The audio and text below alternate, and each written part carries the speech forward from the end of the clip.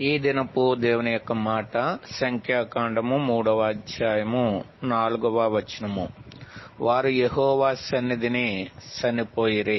వారు అనగా అహరోను కుమారులు నాదాబు అబీహులు యెహోవా సన్నిధిని చనిపోయినట్లు లేఖనము తెలియజేస్తుంది. కారణం ఏంటంటే దేవుని యొక్క సన్నిధికి వారు అన్యాగ్ని తెచ్చినారని, అనగా దేవుడికి విరుద్ధమైనటువంటి ప్రవర్తన మనము కలిగి ఉండకూడదని ఈ లేఖనము మనకు తెలియజేసేదిగా ఉన్నది.